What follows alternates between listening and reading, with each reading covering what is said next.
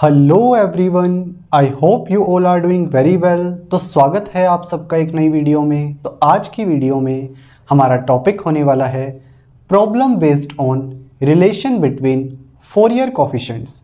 तो जैसा कि आपको टॉपिक के नाम से पता लग रहा है, आज हम एक प्रॉब्लम डिस्कस करने वाले हैं based on relation between Fourier coefficients.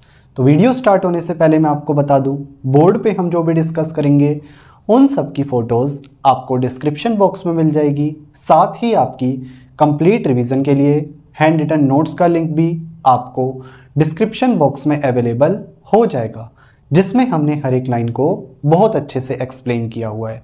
तो बिना टाइम वेस्ट किए हुए चलते हैं अपनी वीडियो में।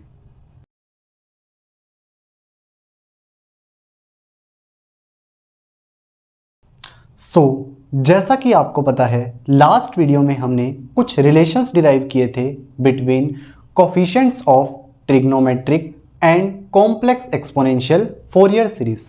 आज हम उन्हीं रिलेशंस के बेसिस पे एक क्वेश्चन को डिस्कस करने वाले हैं। ठीक है, अब क्या है कि यहाँ पे जो रिलेशंस यूज होने वाले हैं इस क्वेश्चन में, उनको क्या है मैंने यहाँ पे लिख दिया है ताकि आपको उनको याद करने में ज़्यादा डिफिकल्टी ना हो। ठीक है, तो इन्हीं तीनों रिलेशंस के बेसिस पे हम क्या है इस क्वेश्चन को आज यहाँ पे सॉल्व करने वाले हैं। ठीक है, तो क्वेश्चन देखते हैं।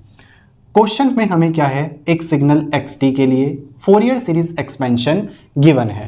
ठीक है, जो क्या है summation n equals to minus infinity to infinity 2 upon में 4n pi square plus 1 into e raise to the power jn pi t. ये हमें क्या है क्वेश्चन में गिवन है और हमें फाइंड क्या करना है, हमें फाइंड करना है फर्स्ट पार्ट में कैपिटल टी नोट की वैल्यू को। ठीक है, उसके बाद सेकंड पार्ट में हमें क्या है सिग्नल xt की एवरेज वैल्यू फाइंड करनी है।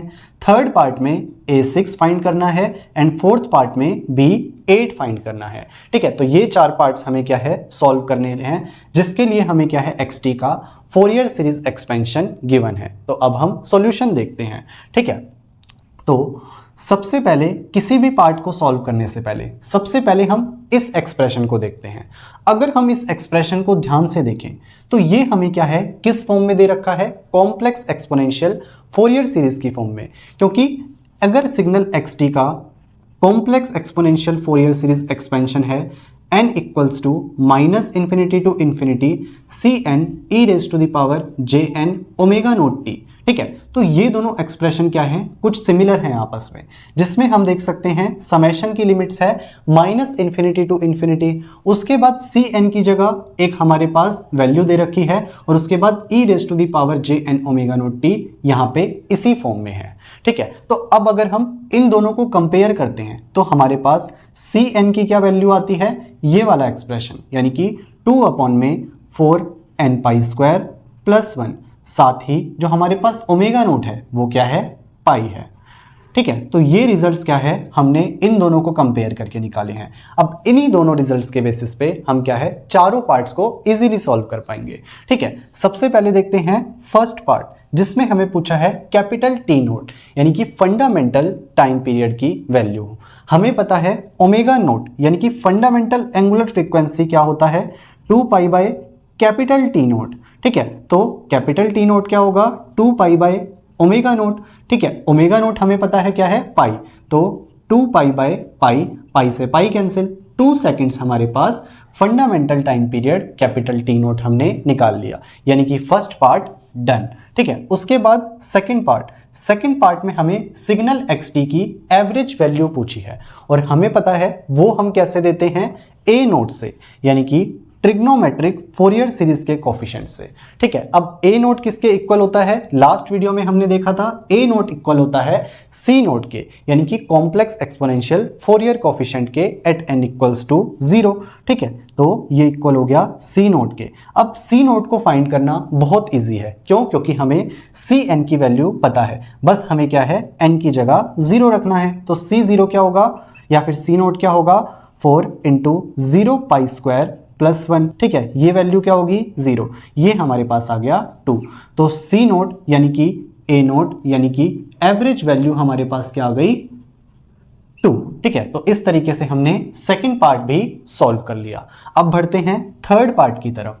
थर्ड पार्ट में हमें पूछा है A6 यानी कि ट्रिग्नोमेट्रिक फोरियर सीरीज का कोफिशिएंट, यानी कि an पूछा हुआ है जिसमें n की वैल्यू 6 है और हमें क्या पता है cn।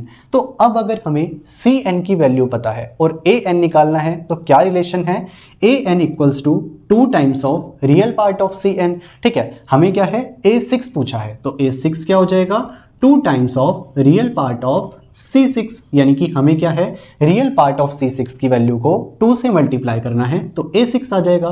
तो 2 into real part of Cn, अगर रियल पार्ट ऑफ Cn की बात करें तो यहाँ पे हमारे पास होल वैल्यू क्या है, एक रियल वैल्यू है। ठीक है, तो यहाँ पे हम क्या करेंगे n की जगह बस 6 रख देंगे तो A6 आ जाएगा। ठीक है, तो 2 अपॉन में 4 इंटू 6 पाई स्क्वायर प्लस 1, ये क्या हो गया 4 अपॉन में 4 into 6 that will be 24 pi square plus 1, तो ये हमारे पास क्या आ गया A6। इस तरीके से हमने क्या है थर्ड पार्ट भी सॉल्व कर लिया। उसके बाद फोर्थ पार्ट में हमसे पूछा है B8 यानी कि ट्रिग्नोमेट्रिक फोरियर सीरीज का कोफिशिएंट Bn। तो अगर Cn पता है Bn कैसे निकालेंगे, Bn इक्वल होता है -2 times imaginary part of Cn। तो B8 हमारे पास क्या होगा -2 times of imaginary part of C8। अब Cn के इमेजिनरी पार्ट की बात करें तो यहाँ पे इमेजिनरी पार्ट कुछ भी नहीं है, यानी कि इमेजिनरी पार्ट की वैल्यू है 0, तो -2 इंटू 0 B8 क्या हो गया 0। तो इस तरीके से हमने क्या है चारों पार्ट्स को सॉल्व कर लिया। ठीक है, अगर यहाँ पे आपको रिलेशन पता है यानी कि दोनों ट्रिग्नोमेट्रिक फोरियर सीरीज के बीच के जो कोफिशिएंट्स हैं उनका रिलेशन पता है तो आप क्या है एक फोरियर सीरीज के कोफिशिएंट की हेल्प से दूसरे फोरियर सीरीज के कोफिशिएंट निकाल सकते हैं, जैसा कि हमने थर्ड एंड फोर्थ पार्ट में देखा है। ठीक है, तो इस तरीके से कंप्लीट हमने क्या है इस क्वेश्चन को सॉल्व कर लिया। सो आई होप आपको आज का लेक्चर समझ आया होगा। बाकी आप नीचे दिए नोट्स पढ़ेंगे आपको और अच्छी अंडरस्टैंडिंग मिलेगी। तो आज की वीडियो में इतना ही, मिलते हैं आपसे नेक्स्ट वीडियो में। Till then peace out, thank you.